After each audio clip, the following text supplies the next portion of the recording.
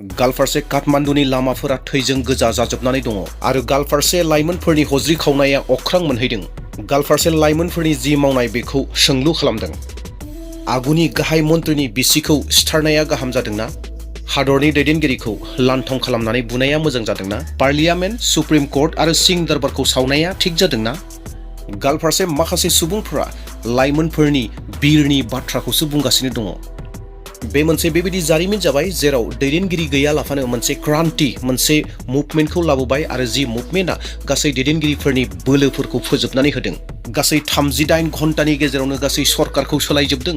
जायफोरा ससियेल मिडियायाव फिसा फिसा भिडिअफोरखौ आपल'ड खालामोमोन बिसोरनो मोनसे क्रान्तिखौ लानानै फैबाय आरो बे जाथाया बुहुमनि लाइमोनफोरनो मोनसे थुलुंगाखौ लाबोदों। ससियेल मिडियाखौ बेन खालामनानै सरकारा लाइमोनफोरखौ लोरबां खालामदोंमोन, नाथाय बै लाइमोनफोरानो गासैबो सरकारनि बोलोखौ फोजोबनानै होदों। 38 घन्टानि गेजेराव प्राइम मिनिस्टारा मासि नागारनांबाय। नाथाय सोंलुआ जादों जि आन्दलना हिंसा गैयै आन्दलनजों जागायजेनदोंमोन, माबायदि हिंसा गोनां मोनसे दावराव आन्दलन जाबोखो? मा जाहोन दङमोन? बे सोंलुनि फिननायखौ मोनथिनाया गोबां गोनांथिथार, मानोना फिननायनि रोदायाव गोबां बाथ्राफोरा हाबनानै दङ। येस, सनजाग्रा नायगिरिफोर, नोंथांमोननो दिनै आङो नेपालाव जाबाय थानाय जिथु दावराव, बे दावरावखौ लानानै फैदों आरो बेनि गेजेरजों जोंहा माखासे बाथ्राफोरखौ सोलोंनांगौ दङ। दा एज ए ख्रिस्टियान जोङो बेनि गेजेरनिफ्राय माखौ रोंनांगौ, माखौ सोलोंनांगौ जोङो बेखौ नायगोन। नाथाय बिनि सिगाङावनो नेपालाव जानाय जि जाथायफोर दङ बे गासै जाथायफोरखौ जोङो एसे सामारि हिसाबै नायलांगोन जे थारैनो मा जाहोननि थाखाय बेयाव बेबायदि दावरावा जादोंमोन, हाल्लाया जादोंमोन, गन्दगला जादोंमोन, जेरावहाय गोबां सुबुंफोरा थैबाय। जोङो बेखौ मोनफा मोनफा नायलांगोन। दे अब्ला नायगिरि नोंथांमोना आंजों लोगोसे थाबाय थागोन। नेपालाव माथो जामारदोंमोन बेफोर गासै बाथ्राफोरखौ नोंथांमोना रोखायै मोनगोन आरो लोगोसे जोबनाय फारसे जिसु ख्रिस्ट'आ जोंनो मा मेसेज होयो जों बेखौबो नायगोन। काहिनिखौ जोङो 4 सेप्तेम्बरनिफ्राय जागायजेननांगोन, जेरावहाय मोनसे बेन खालामनाया अरखि सुदोंमोन आरो बिनि उनाव पुलिसनि गुलिया बेखौ अरनि महराव सोलायनानै होबाय। बेबायदि मोनसे अर जेराव दिनै नेपालनि मोनफ्रोमबो जिल्लायाव जोंगासिनो दं, जेराव बेबायदि मोनसे अर जेराव आगुनि प्राइम मिनिस्टारनि बिसिया थैबाय आरो बेबायदि मोनसे अर जेराव गासै सरकारखौनो आउट खालामबाय आरो मोनसे बेबायदि अर जेराव नेपालनि गासै सुबुंखौनो सैसोनाय गैयि खालामबाय। जों जाथायखौ डिटेल्सै बुजिनो थाखाय जोङो जागायजेननायाव थांफिननि, जेराव लाइमोनफोरा सान्तियै डिमान्ड खालामदोंमोन। नाथाय बै लाइमोनफोरानो मानो रागा जोंनानै गावनिनो हादोरनि सम्पदफोरखौ नस्थ' खालामखो? जाथाया 4 सेप्तेम्बरनिफ्राय जागायजेनो। 4 सेप्तेम्बर 2025 मायथाइ। अली सरकारा वाट्सएप, फेसबुक, इउटिउब, इन्स्टाग्राम बेबायदि गासै 26टा ससियेल मिडिया प्लेटफर्मखौ बन्द खालामनानै होदोंमोन। सरकारा बुंदोंमोन बिसोरो रेजिस्ट्रेशननि नेमखान्थिखौ मानियाखै आरो बेखौ लानानैनो नेपालनि लाइमोनफोरा काठमान्डुनि लामायाव फैदोंमोन। आरो लाइमोनफोरनि बुंनाया बेसोमोनदि जे बेखौ बेन खालामनो नाङा, मानोना जोङो बे केबल एन्टारटेनमेन्टनि थाखायल' बेफोर नङा, नाथाय बेनि गेजेरजों जोंहा गोबां खामानिफोर जायो, जों बेनि गेजेरजों गोबां खामानिफोर मावो। बे गासै बाथ्राफोरखौ लाइमोनफोरा बुंदोंमोन। जेब्ला गिबि प्रदर्शन खालामनानै फैदोंमोन बिथांमोना सोरबाया लेखा लानानै फैदोंमोन, सोरबाया स्कुल इउनिफर्माव, सोरबा कलेज इउनिफर्माव, बेबायदियैनो बिसोरो मोनसे मुभमेन्टखौ खालामफैदोंमोन। जि लाइमोनफोरनि डिमान्डमोन बे डिमान्डआ सान्तियैनो डिमान्डमोन आरो बिसोर बेबायदिनो प्रदर्शन खालामदोंमोन। 4 थांबाय, 5 थांबाय, 6 थांबाय, 7 थांबाय, 8 खालि सरकारा जायफोरा बेबायदि प्रटेस्ट खालामदों बै प्रटेस्ट खालामग्राफोरखौ गुलि गावनो थाखाय अर्डार होबाय आरो गुलि गावबाय। आरो बे गुलि गावनायाव गासै 19 सा फरायसुला फरायसुलिफोर, लाइमोनफोरा जिउ नागारनो गोनां जाबाय आरो 300निबो गोबां सुबुंफोरा आघात मोनबाय। बेबायदि मोनसे जाथाया जानानै थांबाय आरो बे जाथायखौ लानानै गासै नेपालनि रायजो राजाफोरा रागा जोंख्रावजोब्बाय आरो रागा जोंख्रावजोबनानै गासैबो लामायाव फैबाय आरो बिसोर गावनि रागाखौ हमथानो हायाखसै आरो गासैयावबो बिसोर एटेक खालामबाय आरो बिसोरनो पार्लियामेन्ट सावबाय, सुप्रिम कर्ट सावबाय, सिं दरबारखौ सावबाय आरो बेजोंनो लोगोसे गासै सरकारखौ फोजोबनानै होबाय। गासै सरकारनि जि दैदेनगिरिफोर दङमोन बिसोरो गैलिया, गासैबो रिजाइन होनो गोनां जाबाय। नेपालनि रायजो राजाफ्रा सैसोनानै थानो हायाखसै, सहायनानै थानो हायाखसै, मानोना नेपालनि लाइमोनफोरखौ पुलिसा इनाय अनागारियै गावबाय, जेराव सान्तियै मोनसे प्रदर्शन खालामनाय दङमोन, सान्ति मुभमेन्ट खालामदोंमोन। बे सान्ति मुभमेन्टखौ सरकारा फोजोबनानै होबाय आरो रायजो राजाफ्रा रागा जोंबाय। नाथाय अनजाग्रा नायगिरिफोर, बेखिनियावनो माखासे बाथ्राखौ बुंनो नागिरदों।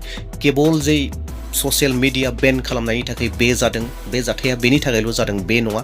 बेनि सिङाव माखासे बाथ्राफोर दंबावो, जेरावहाय सरकारनि जि दैदेनगिरिफोर दङमोन, जाय दैदेनगिरिफोरा मोनथाम खामानियाव गोबां गाज्रि खामानि मावदों होननानै रायजो राजाफ्रा मोनथिहोदों एबा रिपर्टआव होदों। बे जाहैबाय गिरि बन्धु टि इस्टेट स्किम, ओरिएन्टेल कोअपारेटिभ घोटाला आरो फिर कोअपारेटिभ स्किम होननाय बे मोनथाम बिसयाव जि नेपाल हादरनि दैदेनगिरिफोर बिथांमोना गोबां फैसाखौ जादों, बिथांमोना लादों, बे बाथ्राखौ रायजो राजाफोरा बुंदों आरो बे रागाया रायजो राजाफोरनि गोसोआव दङ आरो बेफोर गासैखौ लानानै नेपालनि जि लाइमोनफोर बिथांमोना रागा जोंद्रायदों आरो बे जादों। जागायजेननाया ससियेल मिडियानि गेजेरजों जादों। ससियेल मिडियाखौ बेन खालामनायनि थाखाय रायजो राजाफोरा लाइमोनफोरा बे ससियेल मिडियाफोरखौ जोंनो गोबां गोनांथि, जिहेतु नेपालनि रायजो राजाफोरा गोबां मानसिफोरा फरेनाव दंहैयो, जों बेनि गेजेरजों कानेक्ट खालामो बेफोर गासै बाथ्राफोरखौ लानानै आरो लोगोसे निउज मिडिया जि चेनेलफोर दङ बिथांमोनाबो बेनि गेजेरजों गोबां खामानि मावो।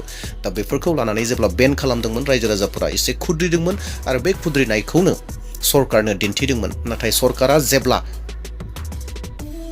गुलि गावनो होबाय, बै गुलि गावनायनिफ्राय गासैबो सोलायलांजोब्बाय आरो नेपाला अर जोंबाय।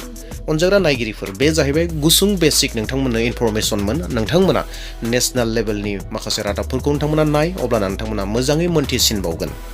नाथाय अनजाग्रा नायगिरिफोर, बेनि गेजेरजों आङो दिनै जोंनि परिस्थिति, जिथु नेपालनि जिथु परिस्थिति दङ, बे परिस्थितिजों लोगोसे बाइबेलनि जिथु बाथ्रा बेखौसो आं कम्पेयार खालामनो एसे नागिरदों।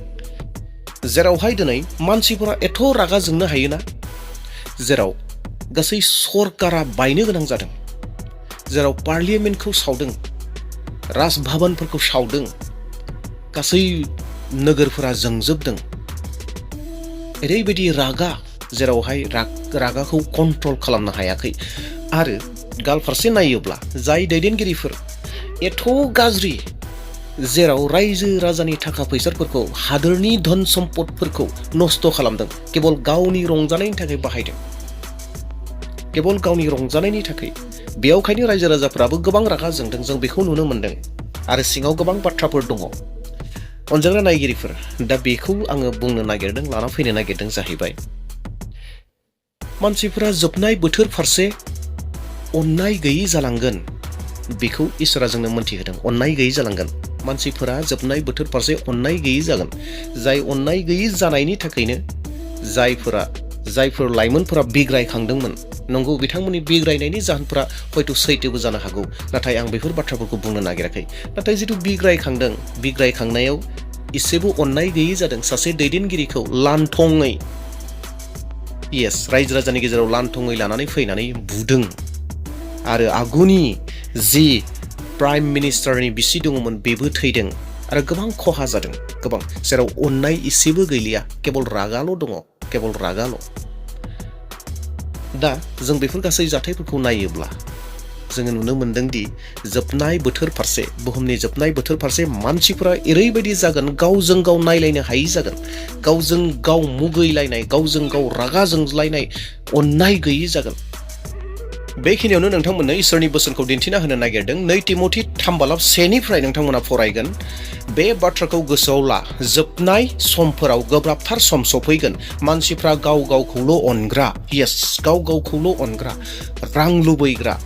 मा बुंदों? रां लुबैग्रा। बै दैदेनगिरिफोरा मानो रांखौ नस्थ' खालामदोंमोन, हादरनि सम्पदखौ मानो नस्थ' खालामदों?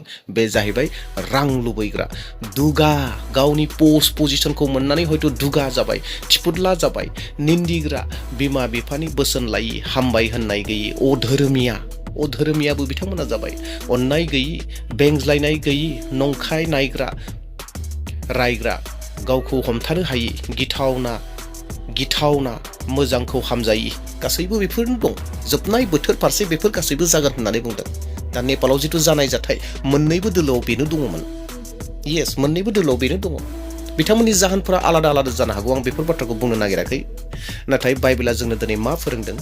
जोबनाय बोथोर फारसे मानसिफ्रा धोन दौलतखौल' लुबैग्रा, गावखौल' अनग्रा जागोन, गावखौल' मोजां मोनग्रा जागोन, अननाय गैयि जालांगोन मानसिफ्रा। दा जों बेखौनो नुनो मोनदों। नेपालनि जिथु दावराव, नेपालाव जिथु अर जोंनाय, बेनो जादों मोननैबो हान्जाहा। लाइमोन हान्जायाव जिथु रायजो राजाफोर दङ, बेनो सरकारनि जिथु दैदेनगिरिफोर दङ, बिसोरनियावबो बेनो दङ। सरकारनि दैदेनगिरिफोरा काराप्टेड जाबाय, गिनाय गैलिया, इसोरनि प्रति अननाय गैलिया, बिसोरनियाव केवल धोन दौलतल' हास्थायबाय, जायनि जाहोनाव रायजो राजाफ्रा रागा जोंबाय आरो रायजो राजाफ्रा रागा जोंनानै सिथारला जोब्बाय, बुथारला जोब्बाय, सावला जोब्बाय, अननाय गैयि जाबाय बिसोरनियाबो। दा जों बेफोर जाथायफोरखौ नुनो मोनदों। That means अनजाग्रा नायगिरिफोर जोबनाय कनक्लुजनाव जों बेखौ मोनथियो जे इसोरनि बुंनाय बाथ्राफोरा बुहुमाव जाबोगासिनो दङ।